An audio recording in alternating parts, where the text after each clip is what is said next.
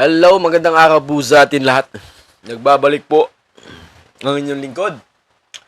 Dito na naman po sa edisyon ng vlogging or content sa mga talpulanong mapanira sa administrasyon. Kagaya na lang po nitong si Harry Roque, tingnan nyo. Naghahamon na naman po siya ng demandahan. Ba't hindi kasi siya umuwi? Diba? Sinampahan ka na ng kasong inciting to sedition. Tsaka libel, cybercrime. Tapos ngayon, nangahamon ka man ngayon. So, ang ginagawa mo na lang, Roque, is distraction. Ewan ko kung nagpapadistract ba sa'yo yung presidente. Pero this time, kami na ang bahala sa'yo, Mr. President, magtrabaho ka dyan para sa mga Pilipino. At kami na ang bahala kay Baklang Harry Roque. Etong hukluban na to, stress na, Hindi naman to ganito dati mukha na ito, With makeup pa. Ngayon, wala na, Hindi na natutulog si Akla. Matapang ka pala magsampa ng kaso, why don't you come home, Mr. Howie Roque, Mrs. Howie Roque pala. Why don't you come home? Ikaw na mismo ang mag-file ng kaso. Why don't you come home, Pinaka-simple lang na paraan. Kung may pagtanggol mo ang iyong sariling hayop ka, hindi mo magawa, madadagdagan pa yung mga GGS na naniniwala sa'yo pag magpakita ka ng ebidensya mo tungkol sa yaman mo. Mrs. Howie Roque? Gutom mo ka. Siguro kinausap ko ni Sarah, sige, mag-distract ka dyan. Hindi ka naman makakasuhan. Mag-vlog ka na mag-vlog. Kikita ka naman Para sa mga, para kami naman magtrabaho doon. Ikaw, mag-vlog ka na mag-vlog dito. Sabi siguro ni Inday Sarah. Tapos, basta marami naman DDS na naniniwala sa'yo. Siguro mga 100,000s.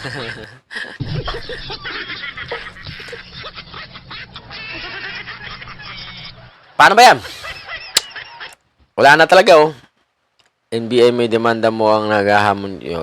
Inahamon niya yung presidente. Samantalang yung mga pronunciation na noong siya pa ang spokesperson, mga kaibigan, hindi daw pwedeng pilitin ng presidente na halal ng taong bayan, magpapadragtes siya na hindi pwede pilitin ng kahit na sino man.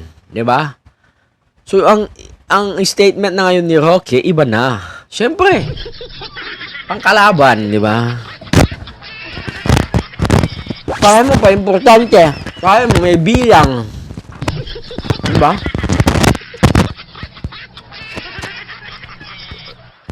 Kala mo mananalo yung party list niya. Hindi naman mangyayari yun. So, distraction na lang to. Pwede man natin patulan kasi nga, content naman to.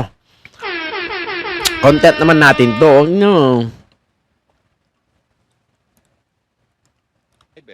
Alam mo, hinahamon ko siya. File siya ng libel para makita kami sa hukum. Tanga naman na ito. Malamang hindi yan pag naging presidente yan. Sinampahan ka na ng patong-patong na kaso. Ba? O alam mo kung ako anak na ito, si President Marcos. Ako si Sandro. Tataltalin ko talaga yung bunganga na ito. Pupuntahan ko sa Netherlands, sabihin ko, magwawala ako dun sa may harap ng ICC. Okay, nasa ka na! Tayong dalawa na lang! Sampalan sa bunutan! Natol, hindi ka naman siguro marunong sumuntok. Butangin ng hayop na. So, etong si Akla, distraction na lang to. Wala naman tong bilang eh. Wala naman tong naniniwalang matino. Naniniwala lang naman dito mga DDS, DD shit, at mga DDS ng bobo, DDS na talpulanong gunggong, at estupidong mangmang. Di ba? Kayo? Maniniwala ba kayo? Ha? Nandun sa ibang bansa, nagbibidyo-video. Ha? Ang daming alam. Hindi may paliwanag ang yaman kung saan nanggaling ang kayamanan ng baklan to. Oh. Tapos nung hindi niya na may paliwanag, nagtago na ang animal. Political persecution daw. Putang ina, samantalang inihingi lang naman ang papel ng kanyang yaman. Diba? Dami naniwalang mga DDS na gunggong estupidong animal. Diba? Tingnan nyo. Oh. Tangin na marunong ka palang sumagot. Sa kaso, ba't ikaw umuwi? Hindi mo sagutin ng akusasyon sa'yo ng Quadcom. Diba?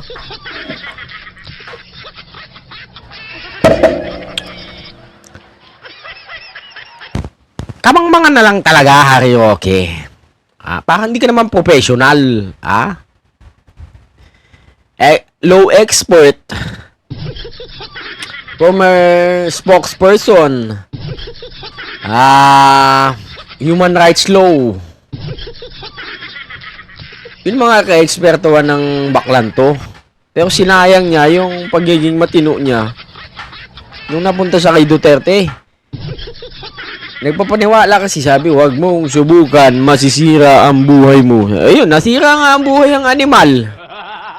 Tangina mo, Harry Roque. Bumalik ka na dito at harapin mo yung kaso mo. Ayaw niya kasing masabihan na may you spend the life of J in jail. Sabi niya kay Dilima nun eh. Ngayon, nabalik sa kanya. Ayun. Wala. Kalokohan na lang talaga.